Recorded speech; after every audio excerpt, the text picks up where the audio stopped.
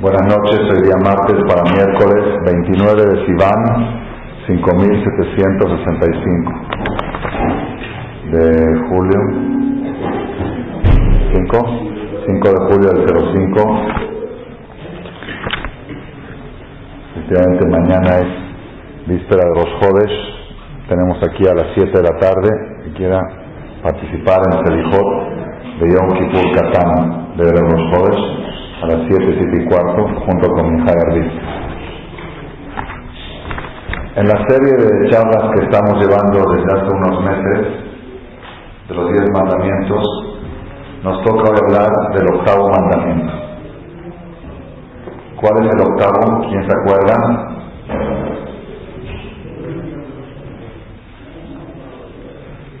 El octavo mandamiento es el que casi más transgredemos la gran mayoría de las personas. ¿Cuál es? Ya dijimos lo tirzah, no asesinarás, fue el sexto. Lo tinaz, no cometerás adulterio, el séptimo.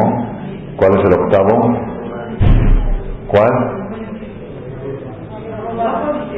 Lo tignov, no robarás.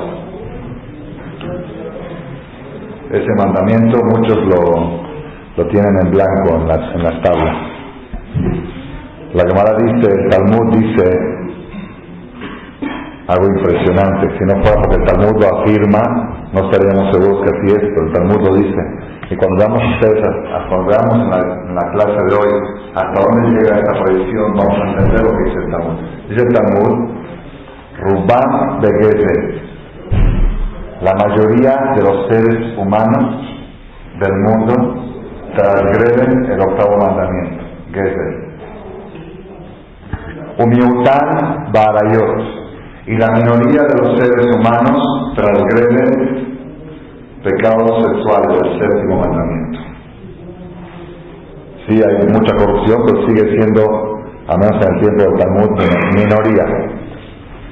La mayoría transgreden el octavo, la minoría transgreden el séptimo, Bekulam Be'avá y la Shonara, y todos transgreden el pecado de la Shonara. Todos. Mayoría, minoría y todos.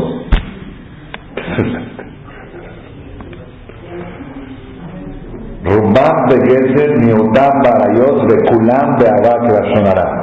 Todo el mundo cae sin darse cuenta en el pecado de hablar mal de alguien. Porque el pecado de hablar mal de alguien es difícil, estar limpio de él, sin darse cuenta uno. Están, por ejemplo, en la conferencia ahorita, suena el teléfono, buscan a fulano de tal, dicen, oye, ya llegó fulano a la conferencia, no, pues ya tiene mucho que no viene. ¿Ya hablaste de la Shonara? ¿Ya hablaste mal de una persona? ¿Qué tienes que hacer ese comentario? No te preguntamos si hace mucho, pero no si está o no está, y no está. Alguien te preguntó si hace mucho que no viene o si... Y si te hubiera preguntado, oye, ¿últimamente no está viniendo a las charlas? No sé, no me interesa, no tengo por qué estar hablando de la gente. Si sí viene, si no viene. Pues dicen, eso caen todos. La mayoría del tema de la conferencia de hoy, no es la Shonara, es de los dos. Hoy el tema del octavo mandamiento, no robarás, el Talmud afirma y asevera que la gran mayoría de las personas transgreden el octavo mandamiento. De alguna manera caen en el pecado de robo. Y el pecado de robo, antes de entrar un poco de detalles en este octavo mandamiento, que es más profundo de lo que nos imaginamos, hay en el Talmud un poco aparentemente de exageración lo grave que es. El Talmud dice, Sea Melea Averot, si hay una canasta llena de pecados, es como un ejemplo, dar cuenta que en el cielo tienen una canasta almacenados todos los pecados que la persona hace para hacer su juicio. Y dentro de esos pecados está el pecado de robo, de hurto, del octavo mandamiento, Dice la Gemara, Gezer Mebazbez Umekatrek Barosh.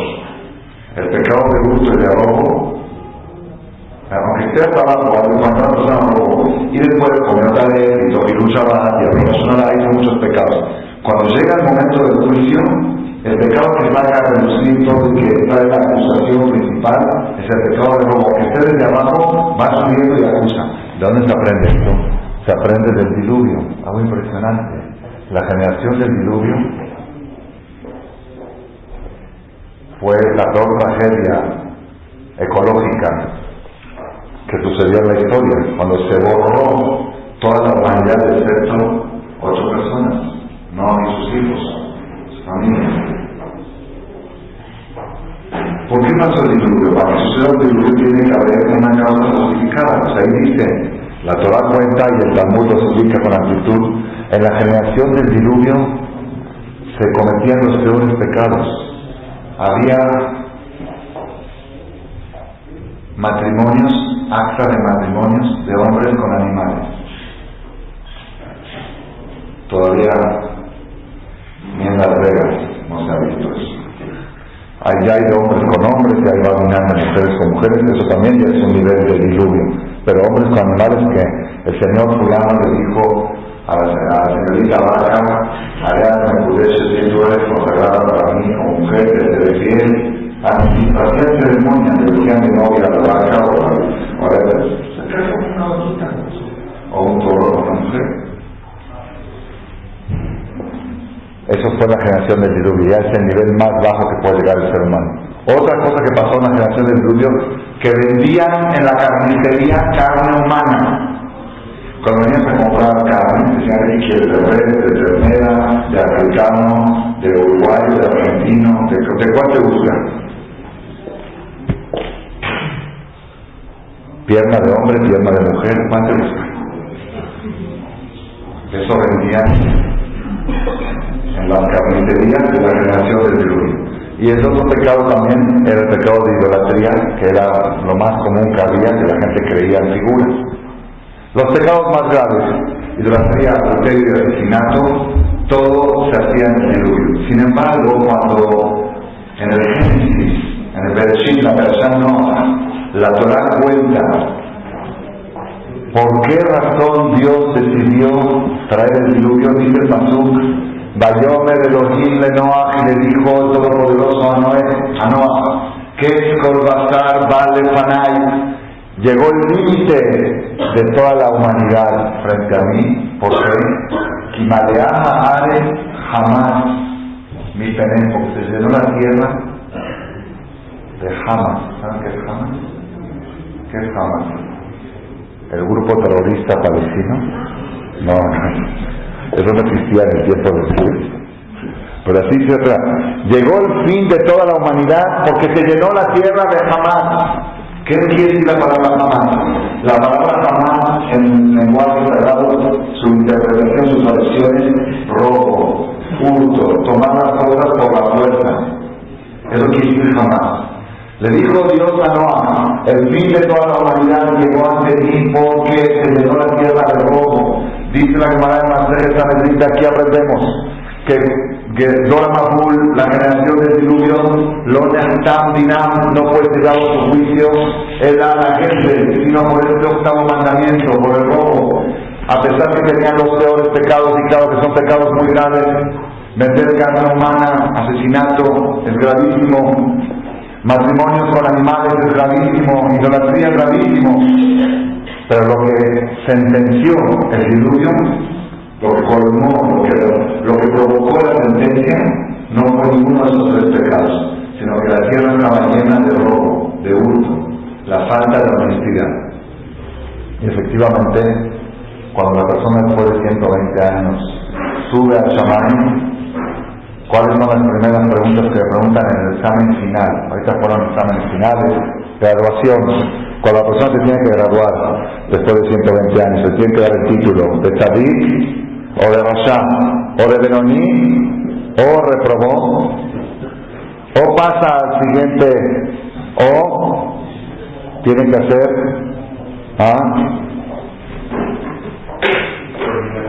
extraordinarios. o tiene que repetir la vida, repetir el año como tiene que repetir el curso. Imagínense que un niño que reprueba sexto de primaria tiene que empezar primer año otra vez. Sería traumático, ¿verdad o no? Pues eso es lo que pasa con aquellas personas que en el cielo, en su juicio final, le definen que tiene que volver a pre-primaria, al kinder, tiene que volver a nacer y empezar de nuevo todo, y a ver si vuelve a reparar, si vuelve a obtener el título a lo que vino a este mundo. ¿Cuáles son las primeras preguntas en el examen final? Primera pregunta, la primera. Mi maestro siempre decía, la persona que va a hacer 100 preguntas, tiene que tratar por lo menos que las primeras salga bien, después en el medio ya, pero empezar bien, empezar con el pie izquierdo. La primera pregunta que le pregunta a la persona es, Kabata y Tim la Torah. ¿Tenías tiempos fijos para estudiar Torah? ¿O era cuando te sobraba tiempo? Mucha gente dice, yo tengo una clase fija. Todos los días estudio Torah. Primero que todo, ¿qué son todos los días? ¿De lunes a jueves? Según yo, la semana tiene 7 días, no 4. Pero hay gente que redujo la semana a 4 días. Todos los días, de lunes a jueves, estudio Torah. Eso es todos los días. Y aparte, ¿qué son todos los días? Vacaciones, son vacaciones, si quieres. Pues fiestas, son fiestas. Y si tengo un compromiso, tengo un compromiso. Y si no quiero visitar a un enfermo, pues no quiero visitar a un enfermo. Y si se alivió mi cuñada, pues tengo que ir al hospital. Pero aparte de eso, todos los días estudio. Todos los días. Eso no se llama fijaste una hora para estudiar Torah. Fijaste una hora quiere decir, así como tú tienes hora para desayunar, comer y cenar, ¿sí? Tienes que desayunar. Y dices, voy a visitar a alguien, pues después de desayunar, o antes de comer, o después de comer. Tengo mi horario de comida. Tengo mi horario de Torah, y ese horario de Torah es fijo. Y ese es inamovible. Y si el dentista te dice, vente a esa hora, tienes que decir, a esa hora tengo una cita muy importante. Ya tengo que conocer unas citas que voy a hacer una operación de $10 millones. ¿Qué te dicen? Te dicen, no, hazle y dame algo a mi cuenta, ¿ok? Bueno, la hora de estudio de Torah es más que 10 millones. Y esa hora no la puedes tocar. Es la primera pregunta que le preguntan en el examen final. Kabata y Tinta Torah, fijaste tiempos para estudiar Torah. Primera pregunta. La persona, digamos que le califican, bueno, 7, 8. Segunda pregunta. ¿Se acuerdan cuál es la segunda? La segunda pregunta. Mejor no llegar ahí. ¿Cuál es la segunda pregunta del examen? Y qué bueno que te dicen, en otros exámenes no te dicen que te van a preguntar. Aquí te dicen lo que te van a preguntar. Segunda pregunta del examen. Nasata benatata bemunam. Hiciste comercio, cuando comercializaste con honestidad. Cuando hacías operaciones de compra-venta, ¿eras honesto? ¿Dabas lo que prometías y pagabas lo que te comprometías? ¿Y la mercancía, si es esta, es esta, y si es la otra, es la otra? ¿O cambiabas una por otra y cambiabas tu palabra 1000 veces? Comercializaste con honestidad. Calificación. Y otra vez vemos aquí del Talmud, lo que estamos hablando, lo que dijo antes, el Talmud, que el diluvio vino con todos los pecados que tenían. Al final el diluvio vino por el pecado de hurto, el pecado de robo. Dice el Talmud que la mayoría de las personas transgreden este pecado. Y por otro lado, dice también el Talmud que la segunda pregunta del examen final, como que diciendo, si no pasas esta, ya no sigue el examen. Yo no creo que sigan. Dicen, ya, ¿sabes qué? Pues ¿por qué es tan? Yo creo que cuando una persona después de 120 años sube al Shammai, y Dios le diga, oye, cuando estabas en el centro y le vendías a tu cliente, a este cliente y a este cliente, ¿eras honesto? ¿Qué dice la persona a Dios? ¿Sabes qué, Diosito? Ya acabé eso, ya me fui del centro, yo me retiré hace 20 años, ¿ok? Del negocio. ¿Ahorita me vas a recordar para los negocios? Pues no, sí, ahorita te voy a recordar desde que tenías 13 años, cumpliste la mitzvah. Cada operación que hiciste en la escuela, en la calle, algo que está relacionado con temas económicos y financieros, si fuiste honesto o no fuiste honesto. Esa es la segunda pregunta del examen, el octavo mandamiento, lo Tigzor, para que sepamos lo delicado que es. Rabotay, nosotros necesitamos analizar y profundizar un poco más. ¿Por qué es tan grave? ¿Por qué es tan delicado? ¿Por qué? Es delicado, pero ¿por qué? Nada más quiero seguir un poquito más. Una de las reglas más importantes que tenemos que saber en el pecado de robar es que din perutá, que din mea, para robar 10 pesos, o 100, o 1000, o 10,000, o 1,000,000. tiene el mismo nivel de gravedad. ¿Qué quiere decir el mismo nivel? Por supuesto, cuanto más monto es más urdo, pero nunca existe en la Torah el concepto de decir, ¿qué quieres? Pues nada más por 10 pesos. Pues nada más fueron 100 pesos. En los movimientos que hacemos eso no es nada. No existe eso en la Torah. Din perutá que din mea. Se juzga una perutá. Yo recuerdo hace unos años, hace 2 o 3 años aquí en la Yeshiva, teníamos un alumno, un muchacho que era muy aplicado, muy serio, y me contó mi esposa que un día llegó a la casa y le dijo, señor Amaro, en la Yeshiva, en el internado, en el comedor, se me cayó un plato, rompí un plato, entonces aquí están 30 pesos, vengo a pagar lo que vale el plato. Entonces mi esposa le dijo, no pasa nada, le dijiste sin querer, no pasa nada. Pero no, yo quiero pagar. Dice, no, pero ya no pasa nada, seguramente se te cayó, yo quiero pagarlo. Dice, bueno, ¿por qué insistes tanto? Le preguntó mi esposa al muchacho de Yeshiva, ¿por qué insistes? Dice, porque yo estudié que si la persona cuando se va del mundo quedó a deber $1, tiene que volver a reencarnar para pagar ese peso que debe. Dice, la verdad, es haram volver a reencarnar por 30 pesos. Si fuera por unos millones todavía, dice, lo pienso. Sí, pero por 30 pesos volver a empezar a través de kinder, mejor todos los 30 pesos, no quiero tener problemas. La persona actúa al revés. ¿Qué dice la persona? Entonces, ¿qué es todo 30 pesos? Justamente, no seas idiota, si no es nada, mejor paga. Cosa justamente, porque no es nada. Limpia cuentas. No dejes cuentas pendientes. Es lo más grave que puedes tener cuentas pendientes. Leí una historia muy real en un libro que se llama Nefesh HaChaim de Chaim Volozhin. Chaim Volozhin estuvo hace aproximadamente 200 años en Rusia, en la ciudad de Vilna, era alumno del Gaón de Vilna, y él construyó la primera yeshiva de las yeshivot con la estructura que tenemos hoy, yeshiva con internado, que los muchachos estudian de 7 de la mañana a 12 de la noche. Ese sistema él lo promovió en grande. Antes era yeshivot en chiquitas, hizo yeshiva muy grande. Para poder entrar a esa yeshiva, el examen, primero que todos los alumnos tenían que tener 22 años para arriba, para entrar a esa yeshiva. Y número 2, el examen para entrar a la yeshiva era el Tosha. Hacía el examen, te sabe todo el Talmud, a ver, ¿qué dice la Gemara en tal hoja? Si pasas el examen son 2.300 hojas de Talmud. Si pasas el examen puede entrar a la yeshiva. Uno dice, entonces, ¿para qué? Si ya se lo sabe. Pues entra uno para profundizar, no nada más para leer. Pero tenía que saber lo que está escrito de antes de entrar a la yeshiva. Una yeshiva de nivel muy alto. Los muchachos de la yeshiva, ¿dónde se hospedaban? No había, hoy en día se acostumbra que las yeshivot construyen internados oficial, pero antes se acostumbraba que rentaban cuartos, o algunos les prestaban cuartos en casas de alrededor. Una mujer viuda, una que necesitaba para parnasar, se rentaba un cuarto y ahí dormía como los universitarios, algo así lo manejaban en esa yeshiva. El Rosh Yeshiva Rav Chaim Volozhin, una vez a las 2 de la mañana subió a la yeshiva para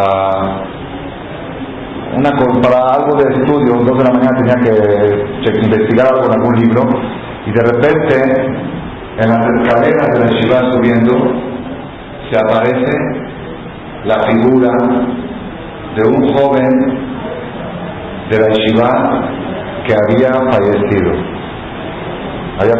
joven de 26 años, y ahí lo ve pero en cuerpo, no en alma, lo ve en cuerpo, lo ve. Le dice, espérate, ¿eres tú? Pero ¿cómo no te enterramos ya? Dice, ¿qué haces tú aquí? Dice, sí, ya me enterraron, pero vengo aquí a pedir ayuda. Era un muchacho muy aplicado, de los mejores muchachos de la yeshiva. Luego alguno se fue de manera trágica en algún accidente. Dice, vengo a pedirte ayuda. Dice, ¿qué pasó? Dice, lo que pasa es que yo me hospedaba cuando estaba en la yeshiva en casa de una mujer viuda. Yo le pagaba a ella por mes una renta, no sé, lo que sean $100, $200 por mes. Una vez, cuando regresé de la yeshiva a mi casa para Pesa, eran viajes largos en carretas, cuando regresé para Pesa, en el camino me acordé que no había pagado la renta del último mes. Entonces le dije a un amigo que me fue a acompañar a la estación, le dije, ¿sabes qué? Se me olvidó de pagar la renta, toma por favor los $100. Cuando regreses a Molossi, págale a la viuda los $100 que le debo de la renta del mes. El muchacho se le olvidó. El amigo que recibió el dinero se le olvidó de pagarle a la mujer viuda. Y la mujer viuda quedó al pendiente de que este joven huésped le debía la renta de un mes. A ver, ¿qué dicen ustedes? Que cuando subí al Shamay, cuenta el muchacho, pasé todos los exámenes, todos. Pero me dijeron que hay una sola cosa que no me deja entrar al Gan Eden, que le debo el dinero a la arrendadora, a la viuda arrendadora del cuarto, y hasta que no se le pague ese dinero yo no puedo entrar al Gan Eden, y si no se le paga voy a tener que bajar otra vez, nacer de nuevo y ir y pagarle de alguna manera ese dinero. Y yo estoy rogándole a Dios que si ya pasé el examen bien y ya tengo el Gan Eden, ¿por qué? Y no, la verdad no fue culpa de él, fue culpa. No fue culpa porque él sí le dio el dinero al otro. En realidad el joven, el amigo, actuó mal porque se le olvidó. Ok, tienes razón, no tienes culpa, pero la realidad es que tú quedaste con una deuda pendiente. No importa si es con culpa o sin culpa, pero tú debes. Y si tú debes, no vas a descansar, tu alma no va a descansar hasta que no pagues. Pero yo ya le di a alguien, sí, pero no le diste al que le debes, le diste a alguien que se lo dé. Y ahí alajá dice que si yo te doy dinero a ti para que tú le des a alguien, hasta que no le llegue a mano de él, yo soy el responsable. Ok, yo hice bien, yo te mandé el dinero contigo, pero si llega a pasar algo con el dinero del camino, ¿quién es responsable? ¿Se lo mandó? ¿Se lo mandó? ¿Se lo mandó? Entonces, mientras no le llegó el dinero al acreedor, tú no pagas, tú debes. Esa es la gravedad del tema de tener una deuda pendiente. Todos los negocios del mundo y todos los corajes del mundo no valen una deuda de 10 pesos, no valen. Si la persona por hacer grandes negocios quedó a deber 10 pesos a alguien en el mercado, está en un problema muy grave. Su alma no va a descansar hasta que lo pague. De alguna manera lo tiene que pagar. Cuentan, hay una historia muy famosa en la literatura judía, esto no está en el Talmud, pero está en el Sefer Hasidim, que fue escrito hace 1200 años, que un señor en su campo le nació un burro, normal, su burra dio a luz un burro. Este burro cuando creció desde chiquito ya era muy veloz, muy rápido y cargaba el triple de lo que carga un burro. Si un burro carga 50 kilos, este cargaba 150. Y si un burro se tarda, por ejemplo, media hora en ir y llevar algo, este tardaba 10 minutos. Era muy veloz, muy rápido, corría casi como un venado y cargaba el triple lo que puede cargar un burro. Era muy raro, era de museo, venía gente a ver, ya no puede ser, ¿cuánto puede cargar un burro? Máximo 50, que se pongan 50 y ahí va. ¿Cuánto se tarda? Media hora, iban 10 minutos. No puede ser, no puede ser. Después de mucho tiempo de estar admirados y asombrados, fueron a consultar con un rabino un poco cabalista que sabía cosas más profundas y le dijo: yo te voy a decir qué pasó con este burro. Tú tenías un empleado que le pagabas por hora, trabajaba 8 horas al día, pero él de las 8 horas al día trabajaba nada más 6. Y si trabajó 6 y cobró 8, pues cada día te robaba 2 horas de trabajo. Se le fueron acumulando las horas y el empleado se murió. Subió al cielo y ese empleado era un empleado bueno, era bien, religioso, tefilí, todo bien, pero tenía ese problema que el señor debe horas de trabajo a su patrón, él las cobró y no las trabajó. Todos los patrones que están aquí quisieran que estén sus empleados aquí presentes. Luego voy a hablar a la foto a los patrones también. Entonces dijeron del Shamay, la única solución a esta persona es que vuelva a reencarnar para pagarle a su patrón, a su ex patrón, las horas que cobró y no le trabajó. Entonces fue este paisano, este alma, y le rogó a Dios, dijo: Dios, Ya no quiero volver a reencarnar, porque quién sabe si cuando reencarno no robe el doble, porque uno cuando reencarna no sabe qué es reencarnación. Si uno supiera, yo en la vida pasada fui lagosta y a esto vine, entonces me cuido, ¿sabes qué? Pero uno nace como cenaco, recate el borrado, se quita después, venga con más robos y con, no quiero. Y Dios, entonces como era tzadik, como era bueno el empleado fuera de este pecado no tenía otro, le dio el privilegio de venir reencarnado en un burro que no puede pecar. Y en el burro de este patrón, y que sea un burro muy veloz para que muy rápido alcance a pagarle la deuda y pueda regresar ahí arriba. Dijo el patrón, ¿cómo puedo saber que esto es verdad? Le dijo al jajam, usted me está contando unos cuentos aquí. Le dijo, bueno, esta noche, antes de dormir, vete al burro, en el oído, dile, estás perdonado, estás perdonado, estás perdonado. 3 veces. Mahullah, Mahullah, Mahullah. ¿Y vas a ver? Así hizo. Fue esa noche, antes de dormir, y dijo al burro, Mahullah, Mahullah, Mahullah. Se levantó en la mañana y el burro estaba muerto. Cumplió. Vino a pagar, pagó, y al patrón le perdonó la deuda. Era una deuda que el patrón ni sabía que se la debían, pero ahorita que el jajam le dijo, todas las horas que tú me robaste están perdonadas, están regaladas, son tuyas. ¿Ya? Cumplió, sube ahora a descansar, que en paz descanse. Para que veamos lo grave que es para la Torah el tema de robar, el 8º mandamiento. Dice el Shulchan Aruch, hay alajot, hay leyes, porque hay gente que dice, pues no, eso no es robar, eso no es robar. De repente están unos amigos juntos y uno le dice al otro, quítale las llaves del coche, escóndetelas.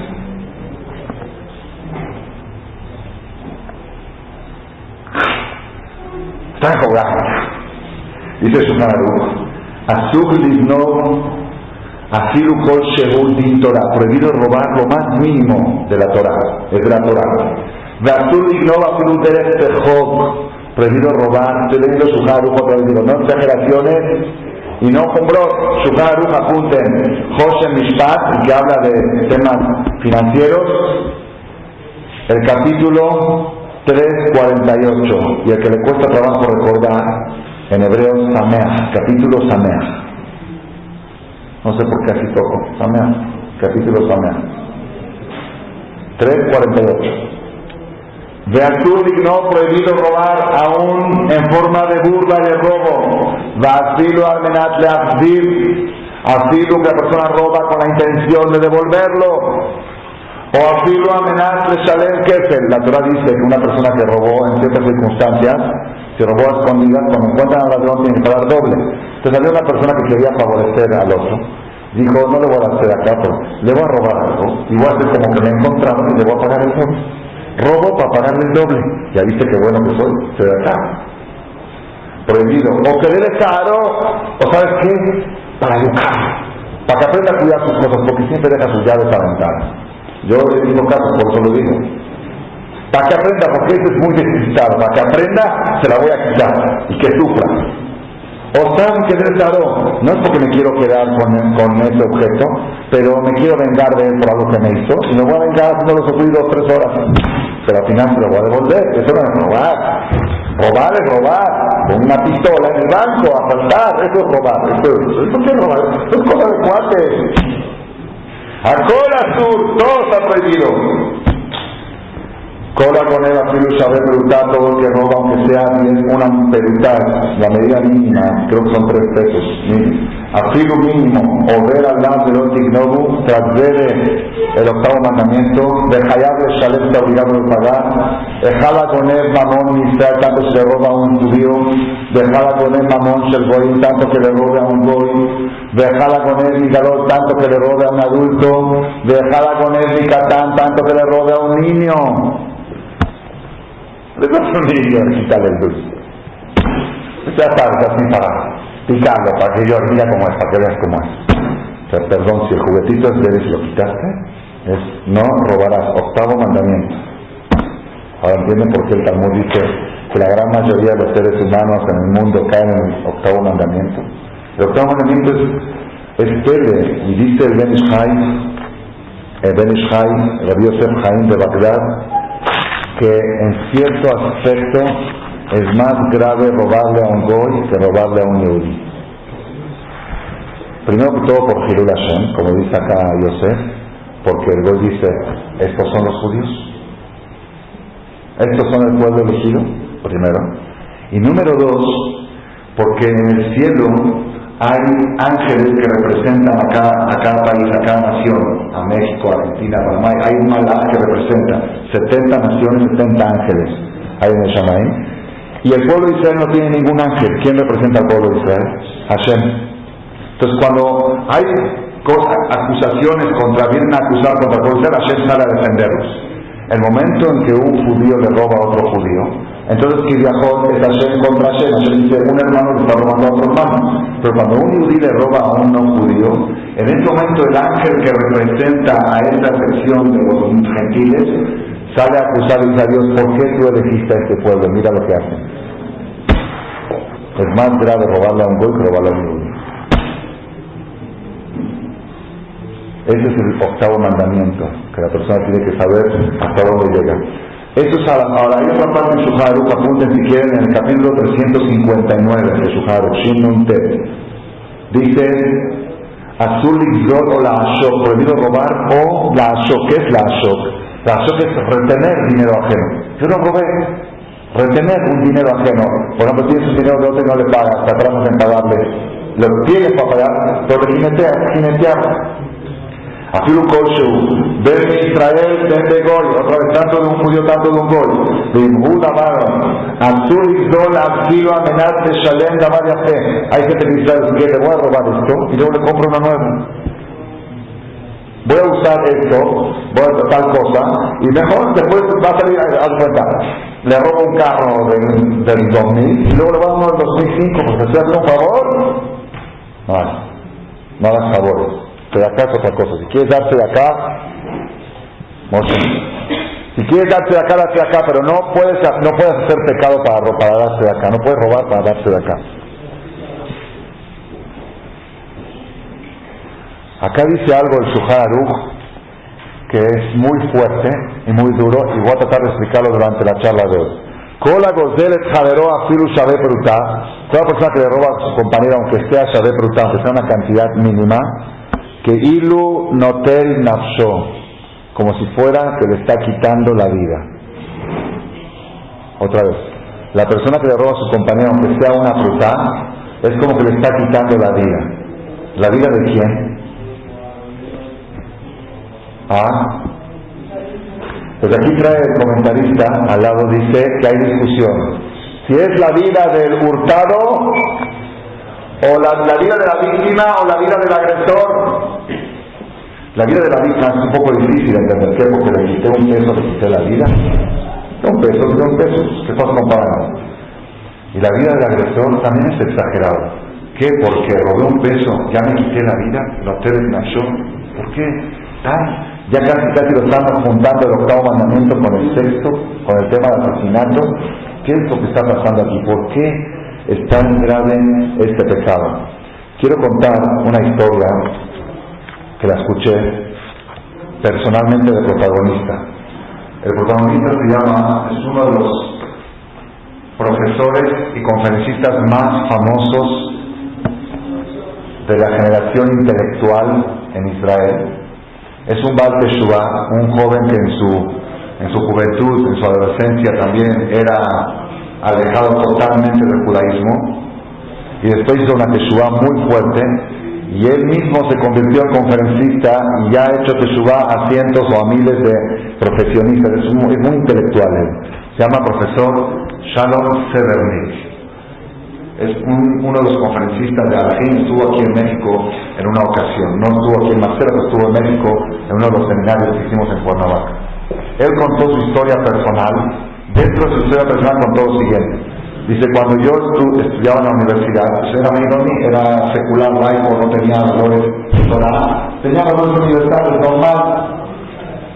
Después que me hice religioso, empecé a estudiar Torah, fui a la Yeshiva, estudié, y empecé a ver de que robar, aunque sea robar un peso, es robar.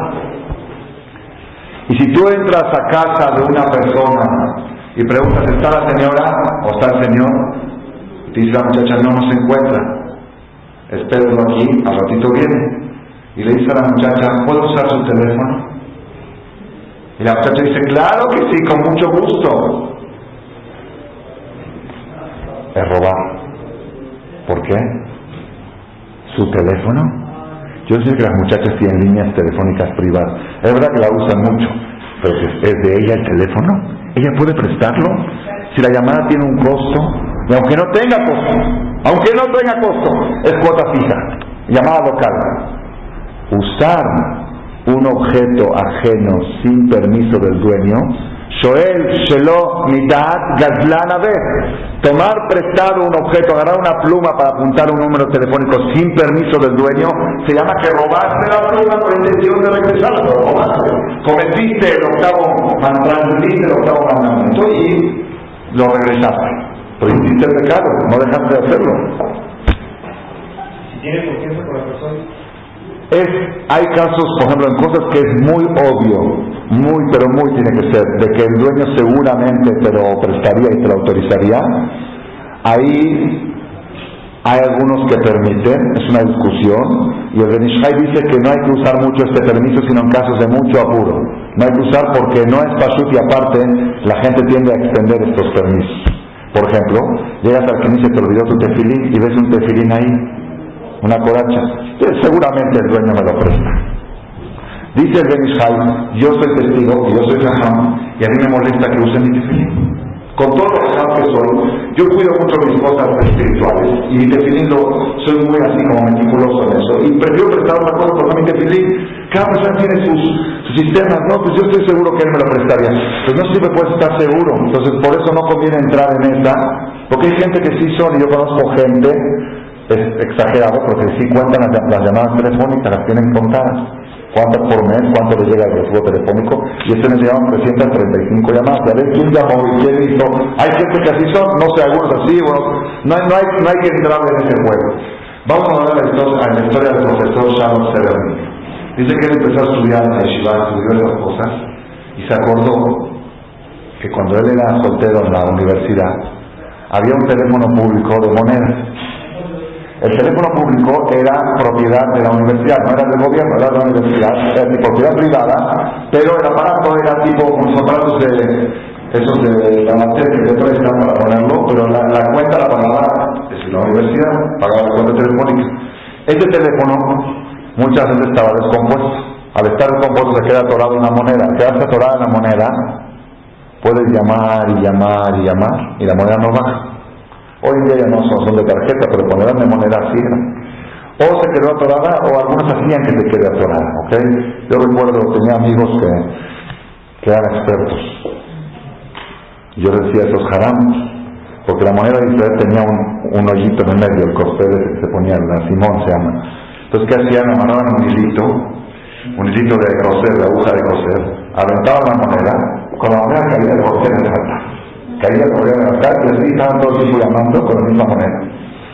Pero aquí no era el caso, aquí el caso era que el teléfono estaba descompuesto, y como estaba la moneda atorada, podías hablar y no te costaba nada. Entonces ahí había cola de muchachos, cola de los universitarios para hablar.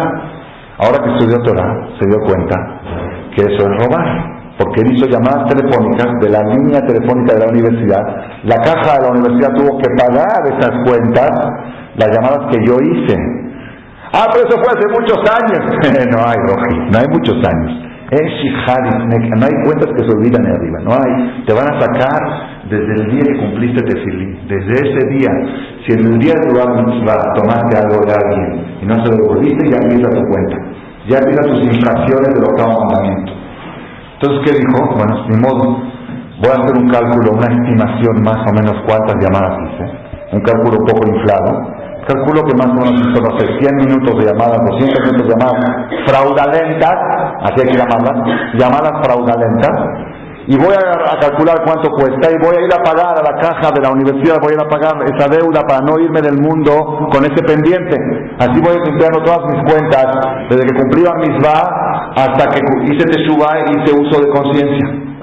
Dice que llegó a la universidad. Él cuando se fue a la universidad era un reventado, todos lo conocían como de discotecas, de todo. Y ahorita viene con su barbita de rajón, ¿ok? Toca el timbre de la oficina, atiende la secretaria y le dice: Rachel, ¿Atadain no ves de todo? ¿Tú todavía trabajas aquí? Le dice: sí. Dice: ¿quién eres?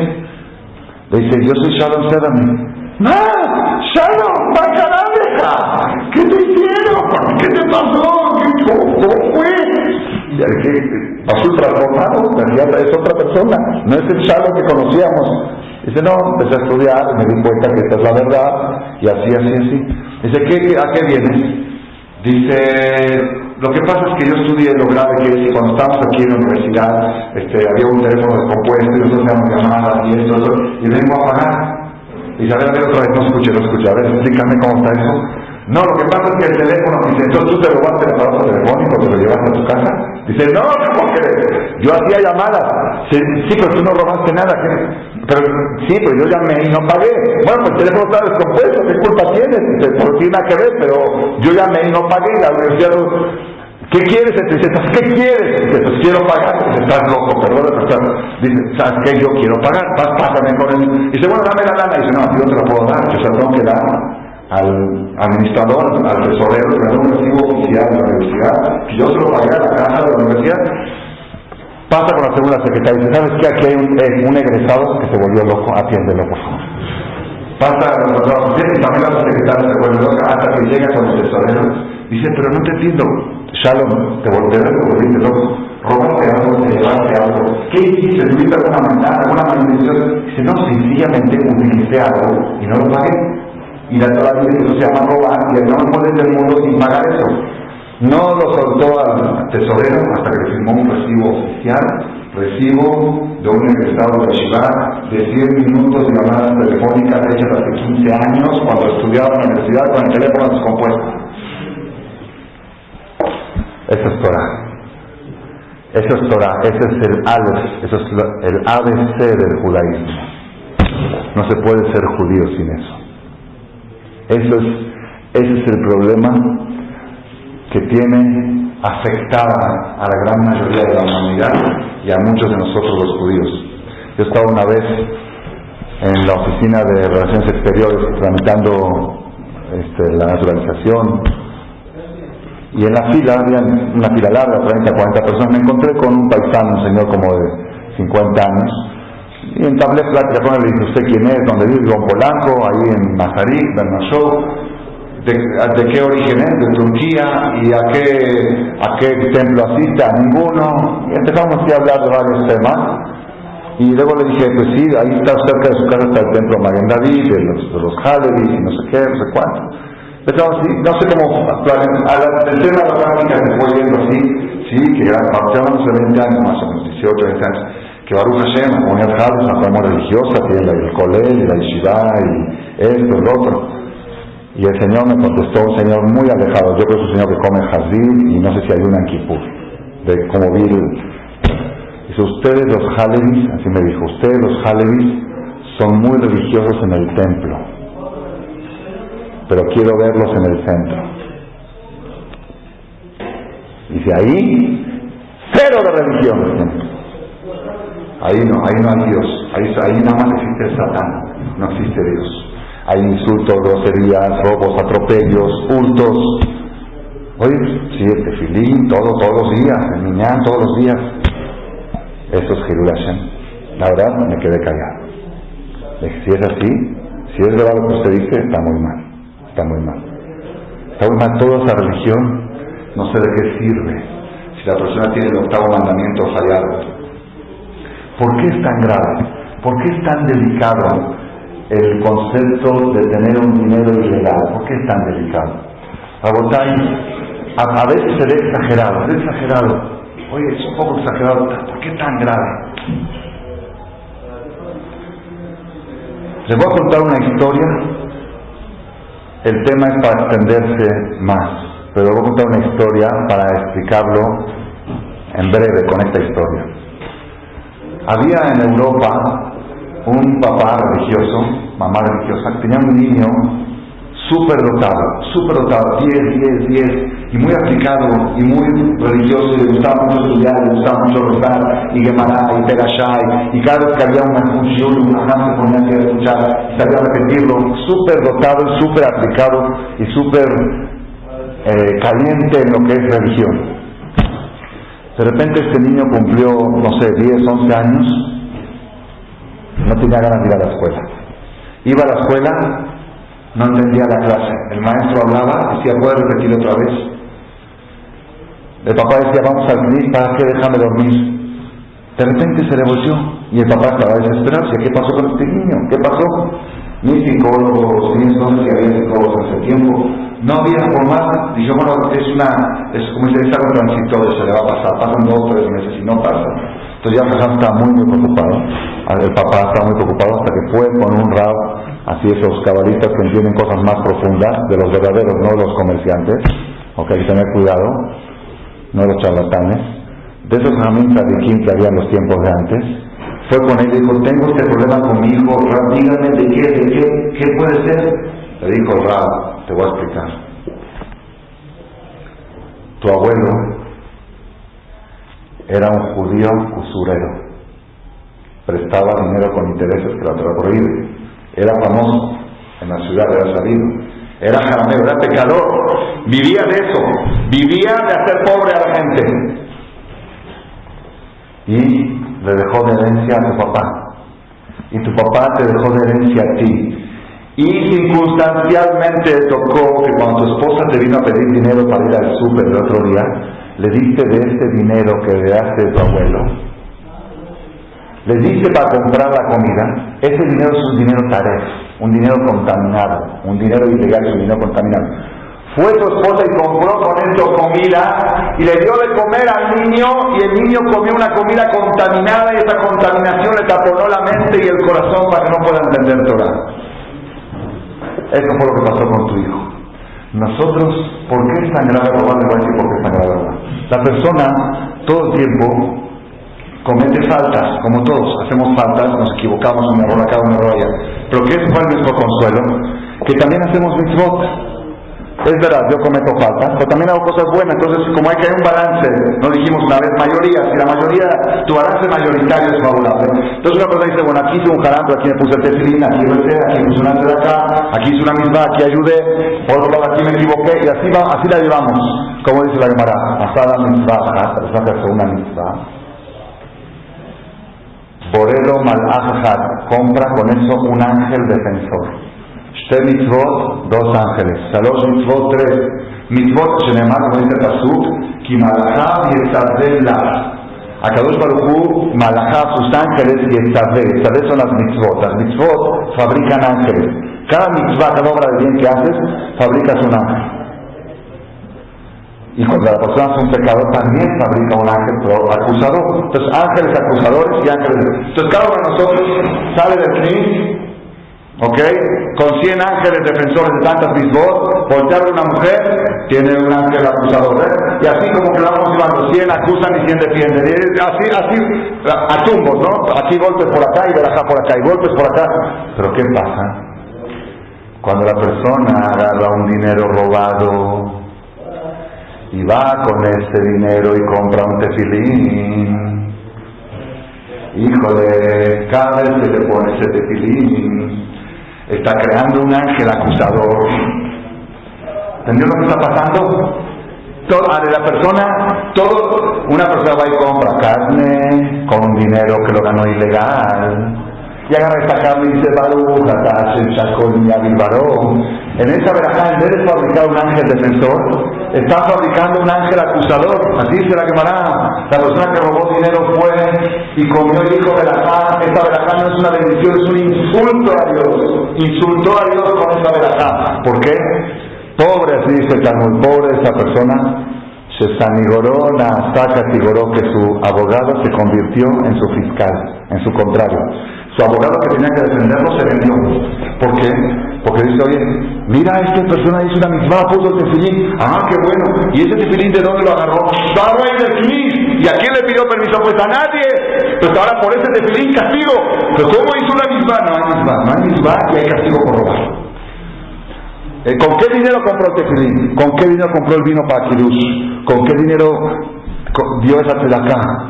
Por eso, Rabotai, no empieza el judaísmo si la persona no tiene limpio su patrimonio. No empieza. ¿Por qué? Antes de fijarse si la comida que comes es comida kosher, tienes que checar si el dinero con el que compras la comida es dinero kosher. Si el dinero no es kosher, la comida se contagia y tampoco es kosher. Si el dinero no es kosher, el tefilín tampoco es. Van a revisar el tefilín, van a revisar las mezuzot. Revisa con qué dinero compraste esa mezuzá. Quizá, si tienes problemas en la casa y un canal te dijo revisa las mezuzot y dices ya las revisé, revisa con qué dinero la compraste. ¿Sabes qué? Ahorita voy a dar un dinero limpio y voy a volver a comprar mezuzot nuevas. Con dinero que seguro lo gané legalmente, sin cometer ni un fraude, ni un engaño. Eso es lo grave de robar. ¿Por qué es tan grave robar? Porque todo lo que la persona hace necesita dinero para hacerlo. Y ese dinero, si le vino de manera ilegal, está contaminado. Y al estar contaminado, contamina todo lo que obtiene. Y si eso que obtiene está contaminado, ya deja de ser un ángel defensor y se convierte en ángel acusado. Por eso la generación del diluvio tenía muchos pecados. Pero probablemente también había muchas mitzvot, quizá había gente que hacía ayuda, hacía muchas mitzvot, pero como había mucho robo, las mitzvot ya no contaban. Ya no contaban mitzvot, las averot, por decir la Gemara, cuando tienes una canasta llena de pecados, el pecado del robo es el que desbalancea. ¿Por qué? Porque ese dice que las mitzvot que hiciste tampoco son mitzvot, pero las hiciste con dinero robado. Eso que la persona tiene que tomar en cuenta el día de hoy. En realidad, el tema este es un tema más amplio y Bezrat Hashem, yo creo que vamos a tener que dar una segunda sesión del octavo mandamiento para extender un poco más el concepto. Quiero la próxima semana de Hashem profundizar un poco más. Pero para cerrar, hoy fue un día de bastantes historias. Quiero contar así para que veamos hasta dónde la persona tiene que cuidarse y volver a cuidarse. Había una vez en la ciudad de Salant, había un rabbi llamado Rabbi Israel Mistalante. Rabbi Israel estuvo hace 150 años. Él fue el que llevó mucho la bandera, pero muy fuerte, de cuidar el patrimonio ajeno, de cuidar de no tocar lo que no es tuyo. Antes, cuidar mucho de no. Más vale que te deban 100 a que debas 1. Más vale que te vayas en el mundo con que deudas que te deben, deudas por cobrar que por deudas por pagar. Prefiero no. Si uno le voy a decir no, preguntó bien. No regresa uno a cobrar. Si uno era muy exigente para cobrar, regresa. Eso es otro problema. No conviene ser muy exigente, muy estricto para cobrar, porque si tú eres muy estricto, pues vas a cobrar. Pero si la persona es una persona que, ¿sabes qué? Habla normal, págame. Y si no me paga, pues a ver, otra vez así normal, ¿ok? No era insistente. Como si sabes qué, si no me paga él, Dios me lo va a pagar. Si la persona era flexible en ese aspecto, entonces tampoco va a tener que bajar para cobrar, pero para pagar siempre. Para pagar no existe una manera que el alma descanse en paz. Por eso dice la Gemara que si el papá dejó deudas, es una mitzvah muy grande que los hijos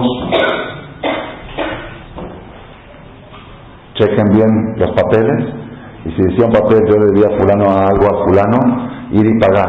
Yo la semana pasada vi en el periódico, en un periódico de Israel, así me llamó la atención. Siempre aparece, falleció fulano, nos damos nuestro pésame, nuestro consuelo. Así un decía, el señor fulano de tal falleció. Todo aquel que tiene alguna reclamación, que el papá les debía algo, los hijos están preparados para que le hablen y que vengan a cobrar.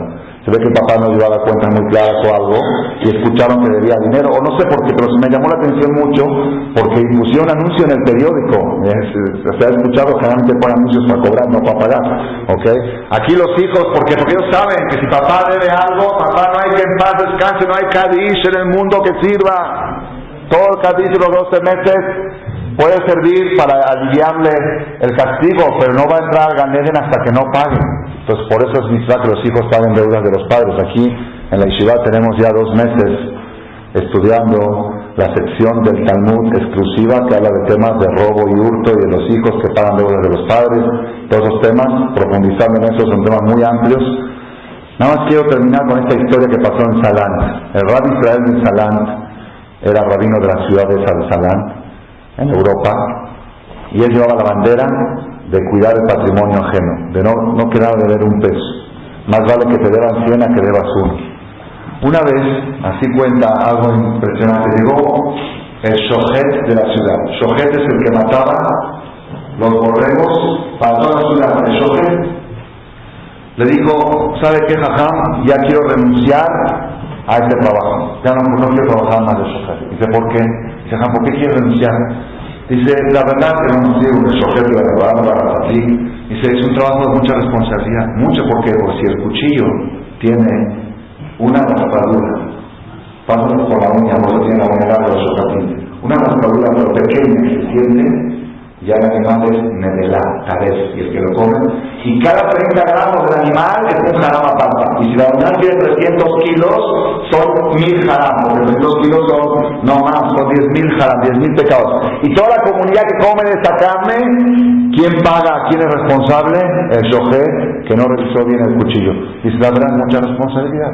Y luego después del cuchillo revisar el pulmón. Si el pulmón tiene un orificio pequeño, pero es orificio, ¿cómo se revisa? Se infla el pulmón con aire, se lo pone en una cubeta de agua, en una tina de agua, y se aprieta. Si salen burbujas, quiere decir que tiene un hoyo, como se hace para las llantas. Si tiene un hoyito el pulmón, el animal está él. Y si el shohet por algún motivo se le pasó, todo el abón lo carga él. ¿Sabe qué, jajam? Ya es mucha responsabilidad. Yo no puedo cargar con esa responsabilidad. Me retiro y búsquense a otro shohet. Dijo, ok, ¿de qué vas a vivir? Te preguntó Jajam a Shohet, ¿de qué vas a vivir? Pues voy a buscar un trabajo. ¿De qué vas a trabajar así con esta barba y de 50 años? Dice, pues pensé trabajar de moré. ¿De moré? Está buena la idea, ¿no? De Shohet. Antes era de vacas, ahorita de niños. Ok. Va a trabajar de moré. Le dijo, ¿de moré? Barminan de moré. ¿Por qué? Está escrito en Shulchan Aruch, si el moré tiene que enseñar una clase de 1 hora y en vez de 1 hora enseñó 59 minutos, si se distrajo el maestro en la mitad de la clase, volteó para allá y el niño estaba leyendo y no escuchó bien lo que el niño estaba leyendo, sobre eso dice Arur Ose Melechet Hashem, maldito el que hace la labor de Dios en forma fraudulenta. Se considera ratero, se considera buscador. ¿Por qué? Porque le están pagando para enseñar 1 hora y enseñó 59 minutos. ¿Y qué enseñó? Torah. Y se distrajo y el niño quizá leyó equivocado. Y por un error que tuvo el maestro en la época del rey Shaul, el maestro de uno de los jefes militares de Shaul, no recuerdo, por un error que tuvo cuando le enseñó, que el niño cuando leyó Timje et Zahar Amalek, borra a los hombres de Amalek. Zahar. Pero la Torah no dice Zahar, la Torah que dice Timje Zeher Amalek, borra el recuerdo de Amalek, hombres, mujeres, pero el niño había leído borra al Zahar de Amalek y el maestro estaba distraído, no lo escuchó, no lo corrigió. Cuando creció con ese error. Cuando se hizo ministro de guerra de Shaul, fue y mató nada más a los hombres y nada a las mujeres, provocó que Shaul perdió el reinado y toda la historia. ¿Por qué?